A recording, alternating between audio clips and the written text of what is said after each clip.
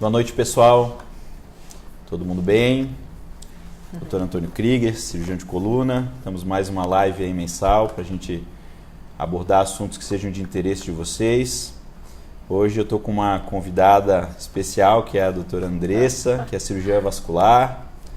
Fomos colegas aí contemporâneos de residência, uns 15 anos atrás quase. Mais ou o tempo menos. passa, né?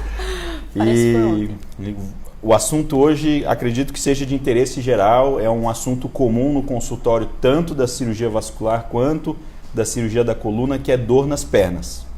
Exatamente, a gente vai debater quando que essa dor nas pernas é da coluna, é do nervo ciático, de compressão neural, e quando que ela é relacionada à circulação, a questões vasculares. Já para começar, vou dar um tempinho para a Andressa se apresentar melhor e falar com o povo. Boa noite a todos. Primeiramente, gostaria de agradecer pelo convite, né, Antônio? Prazer. Muito obrigada. E eu sou formada há 14 anos, né, em medicina, e há 10 anos atuo na área de cirurgia vascular, angiologia e cirurgia vascular. E estamos aí entrando nesse mundo de redes sociais aí recentemente, então qualquer coisa você já vai me ajudando aí, Antônio. Sem dúvida, sem dúvida, mas essa interação com o público é muito legal, essa proximidade com os pacientes é algo que dá um resultado muito bom, porque a gente ajuda o paciente a entender melhor o seu problema. Um exemplo é isso, o paciente está com dor na perna, quem que ele vai procurar? Exatamente. O paciente não é médico para ele saber se diagnosticar. E isso é um problema hoje assim, recorrente na medicina, porque como a gente se hiperespecializou, exatamente, o paciente está com dor nas costas, ele tem que saber, uma mulher com dor na lombar. Eu vou num especialista em coluna porque o problema é da coluna, eu vou num urologista porque eu estou com pedra no rim, eu vou no meu ginecologista porque isso é do útero, tudo dá dor nas costas. E às vezes o paciente tem que se autodiagnosticar para saber quem procurar. Exatamente. Né? Então um pouco da nossa live é exatamente para ajudar já a esclarecer uma queixa que é frequente, que é a questão de dor nas pernas, e pelo menos ajudar já a poder saber para onde vamos, né? Exatamente.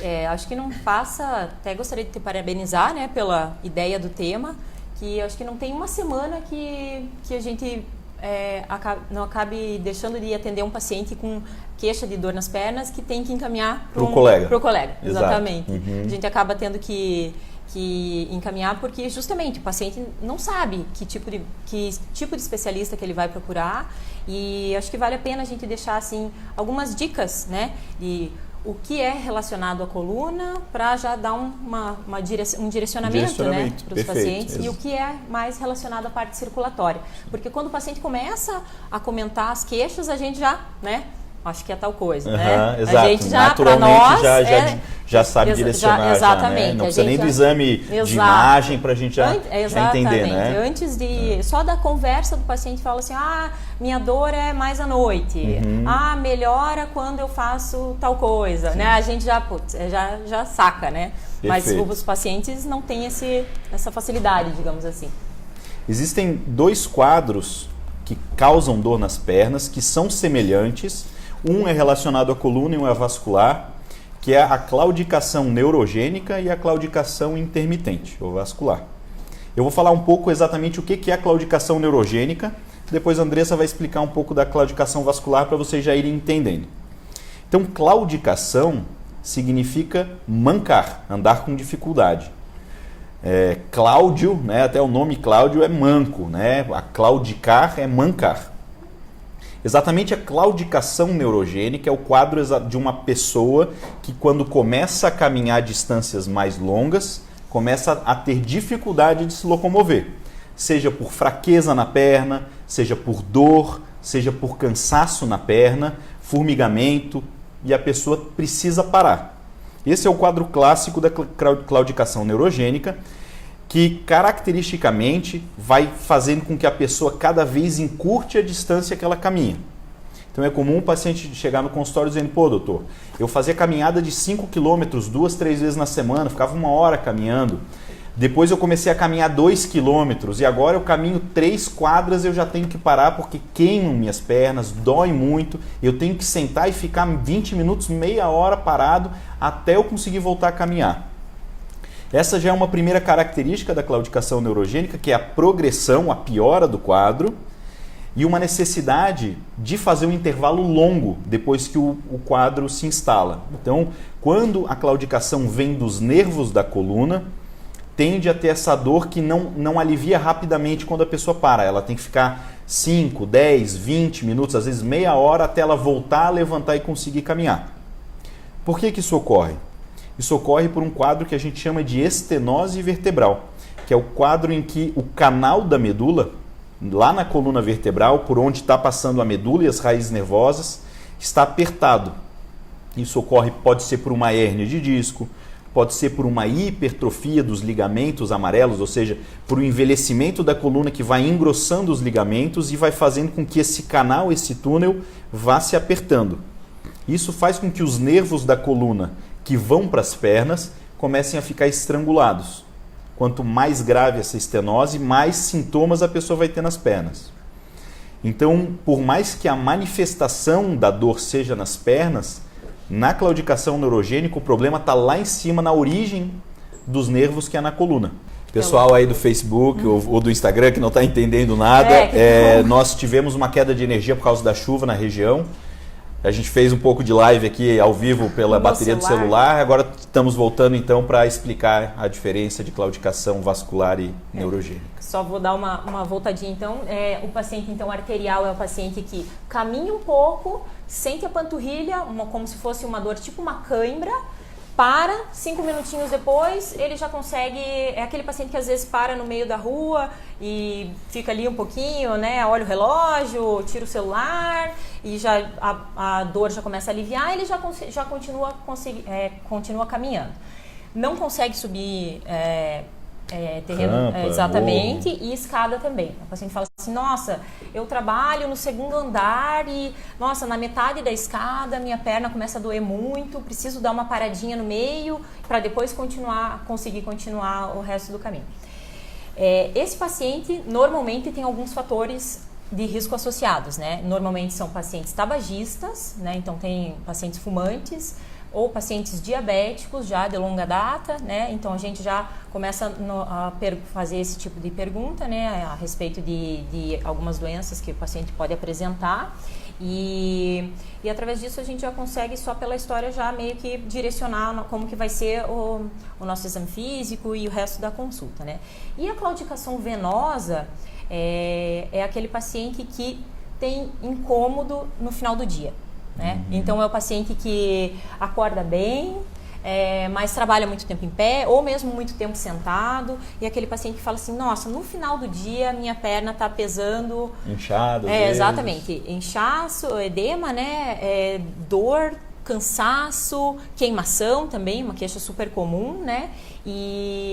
Mas é mais proeminente no final do dia mesmo. E que melhora com o repouso, por exemplo, esse paciente nunca vai ter queixa à noite. Não é o tipo do paciente que acorda durante a noite com dor, né? Isso acho que é uma queixa bem comum para você, né? Mais comum da compressão. Compressão, exatamente. Então, o paciente que já vem que me fala assim, nossa, eu acordo toda madrugada com muita dor nas pernas. Já um caminho para o Antônio, né? Já é o paciente que tem que avaliar a coluna, né? Tem que avaliar que às vezes a parte circulatória está ok. E também existe o paciente que tem as duas coisas, né? Isso, a gente não pode esquecer da soma de problemas, exatamente, né? Que muitas vezes acontece. É muito comum, como a claudicação neurogênica, ela está relacionada a 2 quadros.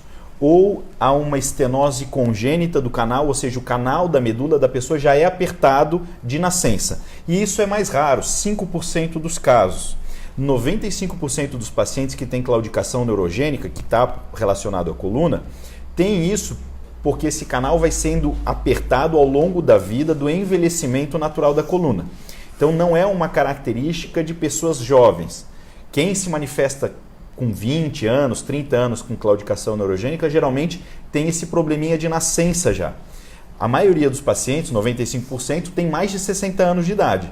E geralmente, depois dos 60, a gente vai ter uma incidência maior de pacientes com diabetes, com problemas já de circulação, com varizes, com outras questões, que podem também agravar ou somar o problema vascular com o problema neurológico, é bastante comum, né? Então, por isso que muitas vezes a gente, mesmo quando vem no meu consultório, eu vou pedir um ecodoppler, eu vou querer fazer uma investigação ou até encaminhar para o vascular, para que a gente trabalhe em conjunto e trate os dois problemas, porque não adianta eu tratar um problema, continuar com uma insuficiência vascular, que ele vai continuar tendo sintoma, vai ficar insatisfatório o tratamento, né? Da mesma maneira que às vezes o paciente vem, procura, fala assim, nossa, mas eu tenho certeza que essa minha dor é só por causa das varizes, e é o tipo de paciente que às vezes a gente submete à cirurgia e que não tem bom resultado. Né? Exatamente. E eu gosto sempre de explicar para os pacientes, falo assim, olha, eu acho que vale a pena fazer uma avaliação ortopédica com ortopedista de coluna, porque pelas tuas queixas, pelo teu exame, a tua dor não é só por causa dessas varizes, e se a gente operar, você não vai ficar 100% satisfeito, não vai melhorar. Então, a gente tem que tratar as duas coisas ao mesmo tempo, né? Isso é muito, muito comum, né, no nosso dia a dia. E só voltando um pouquinho a falar sobre a questão das doenças arteriais, né? O porquê que dói a panturrilha ou tem a claudicação de glúteo também? Por um estreitamento na parede das artérias. Então, esses pacientes que a gente estava comentando, né, pacientes mais de idade, que existe um processo normal de aterosclerose ao longo dos anos, né? Mas os pacientes diabéticos e pacientes tabagistas, eles aceleram esse processo, lógico, por depósito de gordura no interior das artérias. E quando esse depósito de gordura chega a níveis críticos, é que, vamos supor, se normalmente isso acontece na altura da coxa, na artéria da coxa aqui, o que vai sofrer? A musculatura do joelho para baixo, exatamente. Então, é como se a gente tivesse, entre aspas, pisando na mangueira quando ela sai lá da torneira. O que vai acontecer? Vai sair menos água lá para frente. E toda essa musculatura, toda essa dor, essas queixas, são por uma diminuição do suprimento sanguíneo, né? E isso a gente consegue, só de examinar, a gente já consegue diagnosticar, né? É muito evidente, né? Bem tranquilo. E as varizes também são bem evidentes, a gente consegue visualizar no exame, as veias dilatadas e tortuosas permanentemente, né? E hoje em dia existem diversos tratamentos para as três coisas, né? Perfeito, para as três coisas. Vamos começar a responder algumas perguntas aqui. Foi bem legal a participação, teve mais de 30 perguntas aí sobre o assunto. Primeira, dores nas pernas podem estar relacionados a que aspectos? Então, basicamente, o que nós conversamos. Principais causas são problemas na coluna comprimindo os nervos ou problema na circulação comprimindo por uma insuficiência da artéria ou da veia, como a Andressa explicou.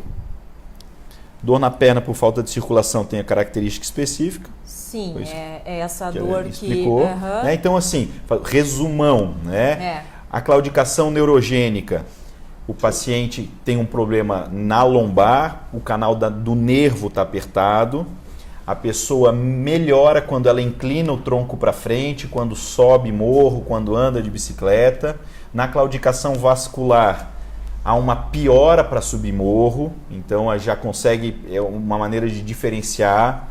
Segunda questão. Recupera rapidamente. A recuperação, o paciente com claudicação vascular, arterial, que é a claudicação intermitente, parou, descansou 3, 5 minutos, voltou a fluir oxigênio, melhorou, relaxou ali, aliviou a dor da panturrilha, ele já consegue caminhar de volta. Novamente. A claudicação neurogênica apertou e causou o quadro, a pessoa leva mais tempo, 20 minutos, às vezes até meia hora para voltar a caminhar plenamente. Então a pessoa vai andar no shopping, bater perna, ela tem que daqui a pouco sentar num banco e ficar lá meia hora sentada olhando para a vitrine para voltar a caminhar. Então a gente já consegue também diferenciar. O paciente na claudicação vascular vai ter muitas vezes alterações na pele também. Vai ter a dermatite ocre na insuficiência vascular, né? Então na venosa, então vai ter aquela mancha mais amarronzada da pele, perda de pelo, vai ter inchaço na perna. Isso é uma coisa que eu sempre explico para o paciente. Problema de nervo não faz inchaço em perna, em braço. Então, eu tenho uma dor que corre da lombar para a perna e incha meu pé no fim do dia. O nervo não tem essa capacidade de fazer inchar ou desinchar. Então, tem inchaço, isso faz chamar atenção para uma questão de circulação, diminuição do pulso, extremidade muito fria, tudo são questões mais relacionadas à vascular. Geralmente a claudicação neurogênica não tem alteração na pele ao você olhar para a perna da pessoa. Ela não está inchada, não está com alterações de temperatura, de pulso, nada disso. Então isso já faz diferenciar bem um quadro do outro, né? Como diferenciar a dor na perna causada pelo ciático? Então, além da questão da própria claudicação neurogênica, a gente tem as ciatalgias, as dores do ciático, né? Ou a ciática, que é a dor do nervo ciático. O ciático é o principal nervo dos membros inferiores, ele é formado por raízes nervosas que saem da nossa coluna lombar, e quando ele está sendo pinçado por uma hérnia, por um canal mais estreito, por um fragmento ósseo, por um tumor, ele vai se irritar, e a dor do ciático geralmente começa na região glútea, vem por trás da coxa, pela perna, e aí pode se espalhar até o pé. Então uma característica é essa dor mais posterior, que sai da lombar, do glúteo, posterior de coxa e vira até o pé. É uma dor geralmente em linha, tipo queimação, e muitas vezes vai estar associado a perda de força e perda de sensibilidade. Então, formigamento, anestesia, dormência da região também. Como que a gente diferencia da vascular? As alterações arteriais, né? Como a gente estava comentando, normalmente é tipo uma cãibra em panturrilha, que é o local mais comum. Porém, também pode ter claudicação de glúteo também. Se a oclusão for, se o entupimento for das artérias, né, dentro do abdômen, já começa desde a região glútea, e é uma dor que o paciente chega e fala assim, é uma dor que trava a minha perna e eu tenho que parar porque eu não aguento. E então a gente nota normalmente o que os pacientes se referem a isso, uma dor tipo cãibra e uma dor que tem essa característica de travar a perna e que o paciente já logo consegue melhorar, né? E também a evolução. Normalmente não é uma coisa súbita, o paciente não procura rapidamente o médico. Normalmente tem uma evolução. Vai entupindo aos pouquinhos, exatamente. Né? Então ele vai conseguindo, aí uma vez ou outra, eu não consegui fazer tal coisa, mas deve ser porque eu forcei ontem e minha perna está doendo por causa disso. Sim. Então normalmente os pacientes atribuem muito a dor muscular, né? Não acha que é por causa de claudicação, não é por causa de doença arterial. Então normalmente já quando o paciente chega a procurar o médico já é um quadro bem mais arrastado, já é bem crônico, né? E também por causa do desenvolvimento de circulação colateral, né? Começa a ver as exatamente. Os pacientes acabam desenvolvendo essas artérias que nutrem e acabam ficando assintomáticos assim por bastante tempo. E da parte venosa é justamente as alterações de coloração de pele, rarefação de pelos, as manchas hipercrômicas, né, que é a dermatite ocre, e as varizes são fáceis de visualizar. Nitidamente as pessoas sabem identificar o que é uma variz, né? Exatamente. Um teste interessante também que eu acho é a questão de elevar a perna. Né? A gente tem como um teste clássico na coluna o teste chamado LASEG, que nós colocamos o paciente deitado e levantamos uma das pernas esticada, a outra continua encostada na maca ou na cama, e levantamos uma das pernas com o joelho esticado. O paciente que tem uma hérnia de disco ou uma dor do ciático, quando a gente está na metade do caminho, o paciente já pula de dor, ele tem uma dor na perna.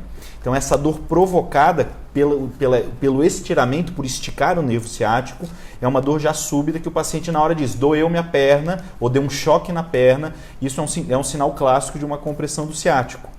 A insuficiência vascular e arterial tem características diferentes, né? De elevar a perna, né? Exatamente. Os pacientes com varizes normalmente melhoram muito, né? A sintomatologia. Eu chego em casa, a primeira coisa que eu faço, eu coloco os pés para cima. Né? E melhora bastante. Né? Que ajuda a drenar esse sangue que não está vindo tão bem, né? Exato, que pelo ortostatismo, por estar em pé, né? Ou mesmo sentado com as pernas penduradas para baixo, dificulta esse retorno venoso e passa o dia inteiro nessa posição, né? Então, quando chega em casa e coloca as pernas para cima, esses pacientes sentem uma nítida melhora tanto do edema quanto dos sintomas de peso, cansaço, queimação, e não incomoda à noite, né? Diferente da coluna, que né? Muitas vezes o paciente reclama, eu acordo de noite com dor, não consigo dormir direito. Né? A gente já consegue... Na insuficiência arterial, talvez não de maneira súbita, mas com o tempo deve começar a doer Piora, a elevação, com certeza. né? Piora. Mas então, aí não é súbito que nem na coluna que levantou em um segundo já doeu, né? Daí o que acontece? Existem situações de isquemia crítica, daí, em que o paciente tem uma tendência a pendurar a perna para fora da cama. Mas daí já é o, digamos, o último grau. Quadro grave. Exatamente, de doença arterial. Aí, ó, se alguém faz isso, exatamente. Procura um cirurgião vascular o logo, fala hein? assim, olha, eu tô com muita dor, eu só consigo dormir com a perna pendurada para fora. Por quê? Porque daí nessa posição você abre, amarra exatamente, o vaso você pela gravidade você está tentando mandar mais sangue para a perna, né? Interessante. E tanto que, nem na horizontal já está conseguindo mandar direito. Exatamente, né? Então, esse paciente não consegue mais nem ficar com as pernas em cima da cama para dormir. Fala assim, estou dormindo sentado porque não aguento mais e, enfim, daí normalmente esses casos já são de indicação cirúrgica e realmente casos bem mais graves, né? Sim. Mais comentário. Aqui, ó, pergunta 6. O alongamento contribui para a melhora das dores? Na coluna, do ponto de vista ortopédico, sem dúvida nenhuma, o alongamento é um dos nossos grandes aliados.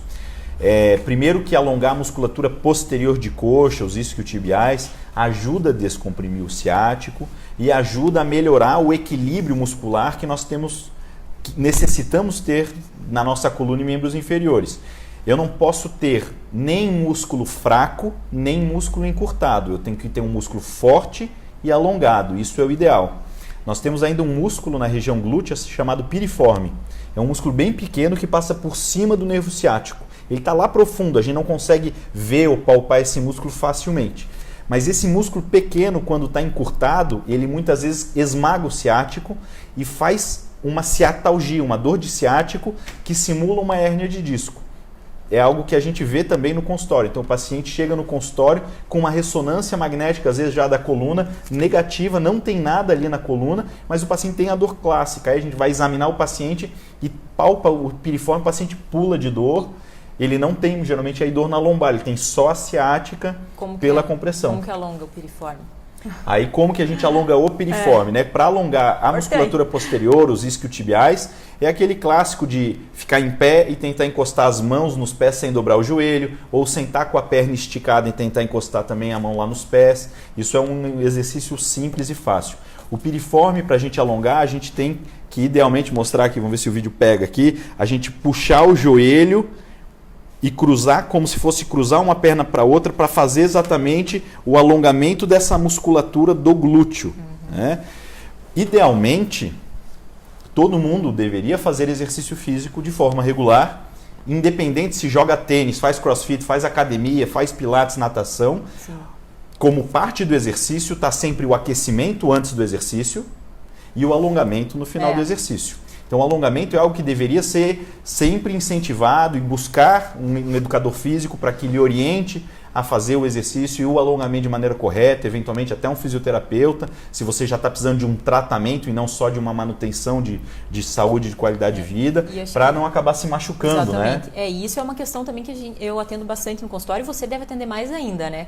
É o paciente que não tem nada na coluna, não tem nenhuma doença arterial nem venosa, ele simplesmente é sedentário. Isso, né? Perfeito. É um paciente que tem dor na perna, por quê? Porque não alonga, porque a musculatura está encurtada, porque não faz atividade física. Do ponto de vista vascular, a atividade física que ajuda a melhorar a circulação é qualquer exercício que fortaleça a musculatura da panturrilha. Então, o que a gente vê bastante é encurtamento e musculatura com hipotrofia. Atrofiada, exatamente. Né? Fraco, músculo fraco. Fraco, exatamente. Né? Então, o fortalecimento da musculatura da panturrilha, o que isso vai fazer? Como que isso melhora a circulação? Se for na doença arterial, você vai acostumar o teu músculo a trabalhar com um menor suprimento sanguíneo. Então, você vai, digamos, treinar o teu músculo a, digamos, funcionar com menos sangue. E isso vai melhorando as queixas ao longo do tempo. Lógico que não é uma coisa que acontece da noite para o dia, né?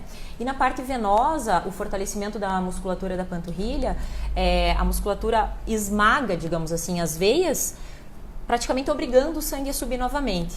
É uma fala popular dizer que a batata da perna, né, a panturrilha é o coração periférico, exatamente, né? Então pensa isso, a batata da perna, que é a panturrilha, ele tem esse papel, e é isso mesmo, né? Exatamente isso. Porque o sangue, para sair lá do pé e voltar para o coração, ele tem que subir contra a gravidade, né? E aí exatamente esse músculo é tão importante. E ao mesmo tempo, o músculo não treinado é um dos grandes vilões nas questões de trombose. Também, exatamente. Por quê? Porque a parede da veia é uma parede fina, né? Uma parede fraca, não é como a parede arterial, que tem camada muscular, etc. Então, ela precisa da musculatura que está em volta dela, ao redor dela, para que faça essa força, digamos, por ela, né? E tanto que a gente comenta bastante em situações de imobilização, por que a gente pede para movimentar o pé para frente e para trás? Típico, vai viajar de avião, vai para fora, vai ficar lá 10 horas no avião. Clássico, né? Clássico. Ou mesmo, vou para a praia e fica 6, 8 horas na fila indo para Santa Catarina. Clássico, né? Então, o que tem que fazer? Então, movimentar os pés para frente e para trás. Né, esse contrair movimento. A panturrilha assim ativamente, né? Isso vai contrair e relaxar a musculatura da panturrilha e vai fazer esse bombeamento que a gente tanto quer, né? Que é o ideal para que esse sangue retorne de uma maneira mais adequada. Se possível, caminhar. Se está no avião, dá uma caminhada. Ônibus, dá uma caminhada de hora em hora. Pelo corredor, né? Exatamente, dá uma andadinha, uns 5 minutinhos. Tem paciente que não gosta de caminhar, né? Tem paciente que às vezes fica meio tímido, não gosta de ficar andando de um lado para o outro. Eu falo, entra no banheiro e faz aquele exercício de elevação da panturrilha. Ficar na ponta do pé, né? Ficar na ponta do pé e voltar um pouquinho de hora em hora, faz isso, ou a cada 2 horas. Ingerir bastante líquido, evitar bebidas alcoólicas, porque aumenta a viscosidade do sangue, né? E desidrata, né? E desidratação por causa da bebida alcoólica. O tabagismo, que sem dúvida também exatamente, adequado, aumenta a viscosidade, né? E outra coisa que eu gosto sempre de recomendar é viajar de meia, né? Usar meia elástica. É outra coisa viajar de meia elástica. Eu não consigo mais viajar sem. Fiz minha família inteira viajar de meia agora, final do ano. Ajuda muito e todo mundo deveria experimentar. É outra viagem. Eu, quando tenho dias longos de cirurgia, eu uso meia compressiva. Não tem como, e eu chego no fim do dia muito mais descansada a minha perna. Nítido. Senão ela está cansada, a meia fez marca, às vezes você está só de meia no fim do dia, passar o dia inteiro em pé operando, no fim do dia o tornozelo está inchado já com a meia marcando. Quando eu uso meia compressiva, eu sei assim, vai ser um dia que eu vou ficar algumas horas em pé, eu ponho meia também e faz muita diferença. Eu aprendi com o povo da vascular. Exatamente. É nítido o conforto que proporciona, né? No final do dia ou no final de viagem. Porque como você vai imaginar que você fica 10 horas com a perna pendurada para baixo sem mexer, que não vai inchar? Não tem como. É difícil demais, né? E veja que interessante que no final das contas, quando a gente está falando sobre saúde, as conversas são sempre as mesmas. Exato. Porque quando eu estou falando para o meu paciente que tem dor lombar, que vai fazer uma viagem, o que eu vou dizer para ele? Levanta, não fica o tempo todo sentado. Né? Se está indo de carro, para a cada 2 horas e sai do carro, para no posto, dá uma caminhada, toma um café. Se está no avião, faça uma caminhada cada hora, cada 2 horas. Exatamente. No final, as conversas, os cuidados são os mesmos. Ou seja, quando a gente está fazendo isso, a gente está beneficiando o pulmão, o coração, a circulação da perna, a coluna lombar. Né? Funciona para tudo, né? E vem uma dúvida agora, de uma pergunta que eu não sei se você sabe me responder. Fazer a pergunta ao vivo. Existe algum estudo que diga se existe correlação entre pacientes sedentários ou fisicamente ativos com relação à incidência de trombose, por exemplo? Vai viajar 2 pessoas. Um cara que faz academia todo dia, corre, e um cara que é sedentário. Os 2 com 40 anos de idade. Tem mais risco de trombose o sedentário do que o cara que é ativo? Cientificamente, eu não sei te responder, porque o que existe são os fatores de risco clássicos, né? Idade, história familiar, de trombose ou não. Mas, assim, na minha opinião, eu acredito que deve existir, né? Porque você imagina que é uma musculatura que está treinada, digamos, com certeza ela vai fazer um retorno venoso muito mais adequado. Sim. Então esse paciente... Mesmo em mais tempo parado, exatamente. Assim, né? Até esse paciente, mesmo teoricamente parado, ele é mais ativo do que um paciente que já está acostumado a ficar naquela inércia, né? Um paciente que senta lá e para ele ficar 10 horas sentado está tranquilo, né? Mas não existe estudo específico só em relação a isso, né? Existe estudo que comprova que paciente que senta na janela tem mais trombose do que paciente que senta no corredor. Olha só. Isso existe. Claro, pela mobilidade. Na janela o cara não quer ficar saindo o tempo todo. Exatamente, tem vergonha de claro, pedir para quem está do lado. Olha isso só, é comprovado cientificamente. Isso mostra o quanto a mobilidade e movimentar é tão importante mesmo. Isso é comprovado mesmo. Legal. Assim. Agora, quanto a sedentarismo e atividade física, nunca li nenhum estudo a respeito. Mas até... Mas se a gente seguir bom senso e lógica, eu acho acredito que exatamente, sim, né? Eu acredito que sim. Ó, uma pergunta aqui, ó, da Neuzi Pascoalotti. Tenho dores horríveis, principalmente à noite, e não consigo dormir. Minha perna esquerda incha. Já fiz exames e dizem ser o nervo ciático. O que fazer? Acho que aqui tem algumas coisas interessantes. Eu diria que aqui tem um quadro que meu e teu. Misto. Exatamente. Né? Porque tem uma dor à noite, que é mais característico exatamente de uma compressão de nervo. Quando a gente está deitado, a gente fecha o canal da medula, então é mais comum doer à noite. Tem essa questão de que os exames já sugerem nervo ciático, então tudo isso pensa mais na coluna, mas tem esse inchaço que não é a característica da questão neural, e sim mais de uma questão vascular. Então, uma boa investigação, e a boa investigação começa com uma consulta com uma boa conversa, uma boa anamnese, um médico lhe examinar, né, para ver pulso no pé, para ver alterações da circulação, para fazer testes para estimular o nervo. Antes ainda de pedir exames fora, a anamnese e exame físico é 90% do caminho. Exatamente. Já. O exame vai para... Depois que eu já tenho... Eu praticamente fechei o diagnóstico, se é da coluna ou se é do vascular, eu quero saber em qual nível da coluna que isso está acontecendo, ou quantos % de obstrução eu tenho do vaso. Aí o exame vai já... Mas ele já vem para me complementar o diagnóstico, não para a gente chutar. Assim, exato, né? Até para a gente pedir o exame, a gente já tem que estar direcionado. Direcionar, né? Exatamente. Por isso essa avaliação é tão importante. Acho que a dona Neuzi merece uma consulta com vascular. Vale a pena investigar, sem dúvida. Vale a pena. O Jacó Dutra comenta que tem uma hérnia de disco lombar, sente formigamento nos pés. É normal? O formigamento é normal nas alterações de nervo. Então, quando nós temos uma compressão de nervo para uma estenose do canal, uma hérnia de disco, quais são os sintomas clássicos? 3 sintomas: dor, perda de força, perda de sensibilidade. Perda de força vai vir com fraqueza, cansaço na perna, e a perda de sensibilidade pode ser por dormência, formigamento ou até anestesia. Dizer, eu belisco a região e não sinto. Tudo isso é sintoma característico. Aí eu te pergunto, Andressa, para questões vasculares, pode cursar com dormência, formigamento? Só em situações de isquemia mais avançada. Aquele paciente que eu comentei que já dorme com a perna para baixo. No dia a dia não é o comum. Não é o comum, exatamente. Daí eu já, na hora, a gente já pensa em avaliação de coluna. Não sei, uma compressão já de vasa nervorum ali, eu já estou fazendo uma neuropatia diabética. Exatamente. Que é aí periférica. Que aí são da neuropatia. Existem pacientes que ainda tem mais essa questão. Comorbidade, já é um quadro mais grave, geralmente, né? Paciente mais de idade, um paciente que já faz tratamento para outras questões, né, de saúde, você já vê mais ou menos o tipo da dor. E a neuropatia diabética também é super comum, né? Esse paciente que vai ter essa dor que piora à noite também tem esse diagnóstico ainda diferencial. Né? Exatamente. O Acionei Marques pergunta: devo caminhar com dor no ciático?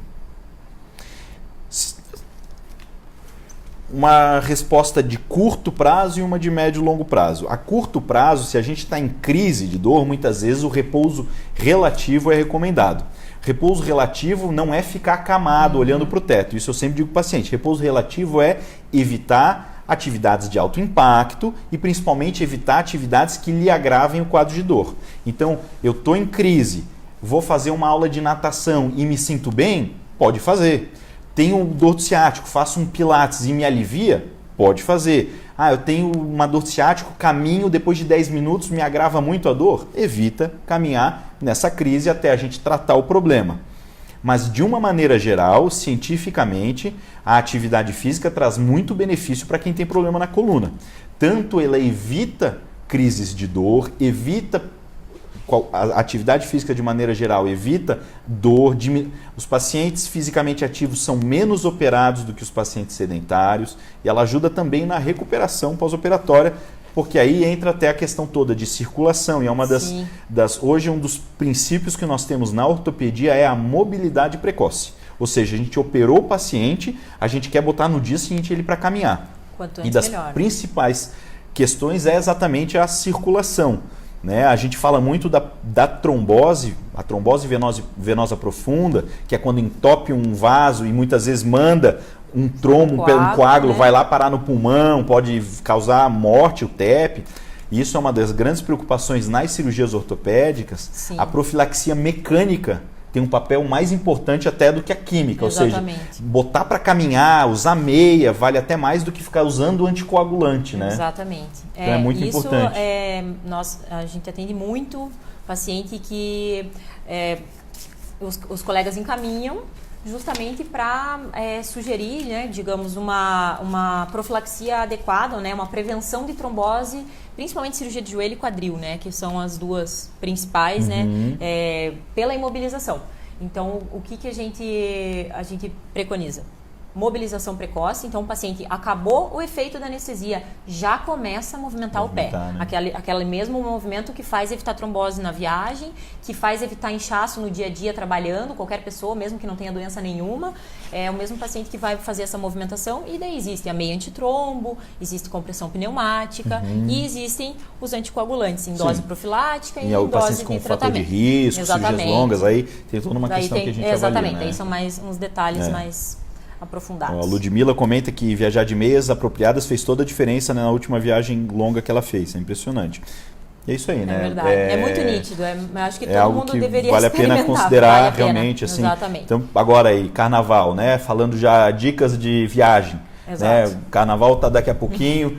Muita gente vai para fora, vou para a Disney, vou aproveitar o feriado prolongado, ou vai para a Europa, vai fazer viagens. Então, por que eu estou dizendo Disney Europa? Porque são viagens que vão fazer 10, 11, 12 horas de avião, voo, né? Ou mesmo para as praias, que é classicamente, por exemplo, engarrafado. Curitiba, Floripa, 300 quilômetros, que normalmente faz em 3 horas, 3 horas e meia, vira 8 horas aí na época de carnaval. Tranquilamente. Né? E muitas vezes engarrafado, ou seja, a pessoa não tem nem como sair para parar num posto de gasolina, porque ela está no meio da serra parado, às vezes 3 horas parado, que o carro nem andou direito, Exatamente. Né? Então, muito importante considerar nisso essa questão de usar meia, a questão da hidratação, então se preparar com água no carro também, né? Porque muitas vezes já está calor, aí fica, já tomou toda a água, né? E ficou parado no carro. E eu atendi há pouco tempo um paciente que aconteceu isso, assim, ele foi para o litoral e na volta da viagem, dor. É muito comum. E já tinha um problema de coluna, veio comigo. Minto, não veio comigo, veio no PA. Sim. E me ligou. Achou que era da coluna. Me ligou e eu falei, vai no pronto atendimento, era no final de semana. E no PA, eu falei, vai porque tem ortopedista 24 horas. E chegou lá, a própria enfermeira já na triagem falou, não, isso aqui é vascular. Fez o ecodoppler e estava com uma trombose. Trombose mesmo. A minha sogra fez uma trombose voltando de Foz, de carro. Então isso é comum, gente. É bem comum mesmo, acontece muito. Uma coisa que eu gostaria de comentar. Nem todo mundo pode usar meia elástica, tá? Esse paciente que a gente comentou do entupimento, né, da claudicação arterial, paciente mais de idade, paciente tabagista, paciente diabético, se ele tiver entupimento da circulação, se ele tiver a doença de artéria, não é recomendado o uso de meia, tá?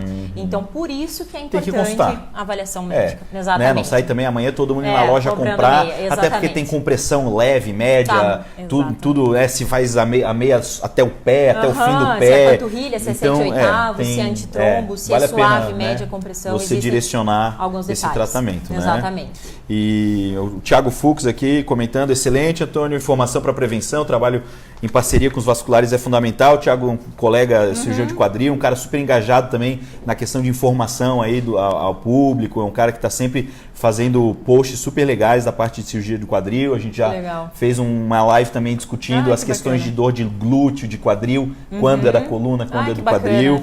E exatamente essa multidisciplinaridade, a gente poder ter a gente, principalmente o paciente, poder ter acesso a vários profissionais que trabalhem juntos, né, que integrem a saúde do paciente e não trabalhem setorizado. Eu só vejo coluna, então se é da perna eu não sei. Tchau. Procurem gente que muito, se preocupem exatamente sempre ter essa integração. Todo, né? Isso, né, a saúde ela não é setorizada, Exatamente. a gente é uma coisa só, né? Às vezes a gente acaba, claro, se especializando por uma questão de... É muito difícil saber muito sobre tudo, né? Sim. É mais fácil saber muito sobre uma coisa, né? Mas o importante é você saber olhar o paciente como um todo é justamente isso. Achou que era dor da coluna, mas não, já olha, não, tem um pouco de edema, então tem que ver a parte vascular e etc, né? Eu gosto de um ditado que diz que para quem tem cabeça de martelo, toda solução é prego. Então, se o paciente vem com dor nas costas no meu consultório, então é coluna, não vai ser do rim, não vai ser do útero, não vai ser do... E aí eu vou tratar, vou fazer que aquilo seja coluna. Não. A gente tem eu sempre lembro disso, a gente tem que tentar enxergar de uma maneira... E às vezes é isso, o cara tá com uma dor lombar e tem uma pedra no rim, né? Tá com uma dor lombar a moça e ela tem uma endometriose, né? Tem tantas outras questões, então e isso para todo o corpo, né? O cara tem dor no ombro e não é do ombro, é pedra na vesícula, né? Tem tanta coisa que então a gente tem que enxergar o paciente como um todo, né? Tem uma pergunta boa aqui, ó, da Ivone. Tenho problemas de coluna, tem a ver com a coluna acordar de noite com as pernas e os pés gelados? Pois é. Existem algumas situações que os pacientes têm uma tendência a ter diminuição de temperatura. Na maioria das vezes, isso é uma queixa bem comum também, na maioria das vezes é doença da microcirculação, que a gente diz, né? Então, é um paciente que tem uma tendência, normalmente é genética, a ter essa vasoconstrição periférica. Esse paciente merece um exame, então um paciente que tem essa queixa de mãos geladas e extremidades geladas, né? Para afastar a doença reumatológica. Doença Raynaud, exatamente. Né? O fenômeno. Existem algumas doenças que cursam com isso, né? Então, a gente afasta a doença reumatológica, a gente afasta a doença de macrocirculação, digamos assim, de estenose, de artéria, etc. Mas a maioria das vezes, 80%, quase 90% dos casos, são pacientes que fazem vasoconstrição por uma tendência genética. Autonômica, sistema autonômico, alguma coisa que não acha a causa específica. E assim. tem como tratar, mas... Meia quente, 2 meias. Aquecimento de extremidade. Sim, né? Exatamente. Acaba sendo isso, né? Exatamente. Sintomático, né? O tratamento, né? Totalmente. Existem medicamentos, mas às vezes, a maioria das vezes, os efeitos colaterais dos medicamentos que fazem vasodilatação periférica são muito piores, por exemplo, cefaleia, principal dor de cabeça, claro. né? Então o paciente às vezes fica com começa o pé a pulsar quente, aqui, né? mas aí tem dor de cabeça todo dia. Não vale a pena. Legal. Então a gente acaba orientando isso, aquecimento de extremidades, evitar lugares muito gelados, aquecer Pé mais no frio, etc. É isso aí. Mas não muito preocupante, não. A maioria das vezes. A Samantha Borges. Sinto dores nas pernas quando fico muito tempo sem treinar. É uma dor como se fosse de caminhar muito. Isso é normal? Aí, isso eu diria que tem também, um papel tanto da questão mais ortopédica do que neural até, e um pouco da questão circulatória. Falando da minha visão como ortopedista. O nosso músculo, ele precisa ser treinado e estimulado. O músculo é um tecido que consome energia. Eu digo que é como uma lâmpada em casa. Ela está gastando, quando ela está acesa, ela está consumindo energia. Se eu tenho na minha casa um quarto, um escritório que eu nunca vou, eu vou deixar ele com a lâmpada apagada. Eu não vou deixar o escritório com a luz acesa a noite toda se eu não estou usando ele, porque senão vai ficar cara a conta de luz. O nosso corpo faz essa gestão de energia também. Como o músculo gasta muita energia, o nosso corpo vê um músculo que não está sendo usado e ele começa a atrofiar esse músculo. Né? Se a gente vê, por exemplo, uma pessoa que sofreu uma lesão medular, é um paciente, por exemplo, paraplégico, cadeirante, as pernas são fininhas, porque como ela não anda, as pernas vão atrofiando, não porque o nervo secou a perna, como muita gente diz, mas porque ela não usa e o corpo começa a ir atrofiando a musculatura. Então, quando a gente fica mais do que 15 dias, 2 semanas sem treinar, o corpo começa já a fazer um processo de apoptose e atrofia, ou seja, de diminuição do volume, de sarcopenia, ele diminui literalmente o volume do músculo do corpo todo onde não está sendo estimulado. E isso faz com que muitas vezes comece a ter uma sensação de dor cansada, porque o músculo ficou mais fraco. Então, aquele músculo que era um músculo ativo, que estava acostumado a nos carregar para cima e para baixo, porque a gente treinava ele jogando bola, fazendo academia, correndo, a gente parou. Às vezes aquela caminhada no shopping já vai fazer com que esse músculo comece a cansar, porque ele já ficou desacostumado, né? Então, do ponto de vista ortopédico, tem essa questão do músculo que realmente o sedentarismo leva a dores pelo corpo, né? Existe uma outra questão, agora que você comentou sobre pacientes atletas, normalmente pacientes que desenvolvem uma hipertrofia importante de musculatura da perna, existe uma questão chamada aprisionamento de hipoplítea, né? Então, pacientes que desenvolvem essa hipertrofia, na inserção do músculo lá na panturrilha, onde fica o tendão, exatamente. Se ele fica muito hipertrofiado, muito grande, digamos, por atividade, ele começa a comprimir a artéria. E daí esse paciente começa a ter claudicação. Olha que interessante. Eu tenho até, exatamente. Então, eu tenho até um amigo meu de infância que é jovem, né, bem jovem, e começou com uma queixa de claudicação, achou que fosse o joelho, fez ressonância, achou que fosse coluna, não era, tal. Foi lá no consultório, fui palpar, não tinha pulso distal mais, já não tinha pulso no pé. E ele treinava bastante, então ele fez essa hipertrofia da musculatura. Normalmente existe uma propensão já anatômica para isso, né? Não é qualquer pessoa que pode desenvolver, mas é muito comum em pacientes que treinam bastante. Fazer aprisionamento, comprime a artéria justamente pela hipertrofia do músculo. Daí a gente tem que ter alguns cuidados. Investigar. Exatamente. Então, mais uma vez, né? Tem sintomas. Eu gosto do conceito de que saúde é o corpo funcionando em silêncio. Exatamente. Tem alguma coisa apitando, coçando, doendo?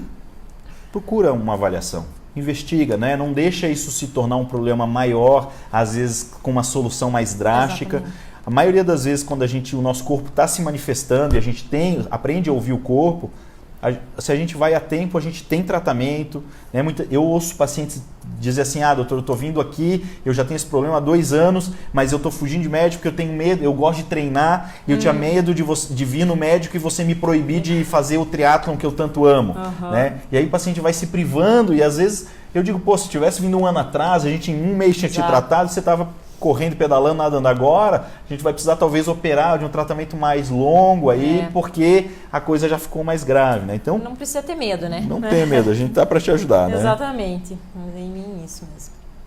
Quais as causas das varizes e os tratamentos mais modernos? Então, principal causa de formação de varizes é a influência genética, tá? Normalmente esses pacientes têm a mãe, a tia ou uma avó que também tem varizes e que acaba que herdou, né? Pode às vezes pular uma geração, mas a grande maioria é bem comum. Influência genética, mulheres, né? Tem uma prevalência muito maior, varizes em mulheres, até pela questão hormonal. Então, gestação. É um período que, pela atividade hormonal também e pelo peso do útero sobre as veias do interior do abdômen, é um período, né, na vida da mulher que tem uma tendência ao aparecimento de varizes, uma facilidade maior. Posição do dia a dia, pacientes que ficam muito tempo em pé ou muito tempo sentado também na frente do computador, tem uma dificuldade de retorno venoso, pode facilitar aparecimento. Uso de anticoncepcionais e reposição hormonal. Sobrepeso e sedentarismo, principais causas. De tratamentos mais modernos, o que a gente tem? Existe o tratamento clínico, que é o uso de meia elástica e medicamento. Existe cirurgia convencional. Existe laser, endolaser, que é para tratamento de safena. Existe laser transdérmico, que é para tratamento de varizes mais superficiais. Existe aplicação convencional, que é com glicose, e espuma. Basicamente isso, de uma forma mais resumida. Imagino que seja uma das queixas mais comuns no consultório da vascular. Sim, né? exato. Varize, né? 80%, né? 80%. A nossa lombalgia é a varize. Exatamente, arroz, feijão com arroz, né? Andressa, são quase 1 hora de live já. Nossa, verdade. O tempo voa. Eu tenho bastante pergunta ainda. O Esdras, o Jacó, Marli, Célia, Neuci, Cida, Alcionei, Evoni. Quem não teve resposta durante a live, eu farei vídeos ao longo da semana e mando nos meus stories, respondendo cada uma das perguntas de vocês. Compartilho com a Andressa para o que for da vascular, para a gente tentar fazer alguma resposta em conjunto ou ela responder. Já falo então da minha rede social, quem está acompanhando aqui no meu Instagram, no Facebook, ou então no YouTube também. Depois os vídeos sempre estão lá. Só procurar por Dr. Antônio Krieger. tem o meu site www.coluna.net, que todos os posts, os textos estão lá também para quem quiser navegar, tirar dúvida. E surgiu alguma pergunta, alguma dúvida que ficou durante a live, manda por direct mesmo, manda mensagem que a gente sempre responde.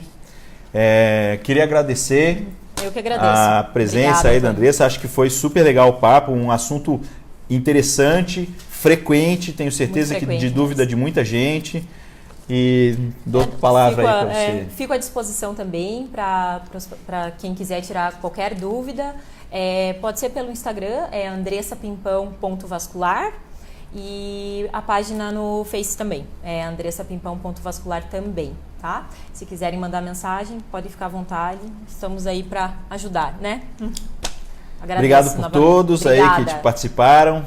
Boa noite, até a próxima. Boa noite, até.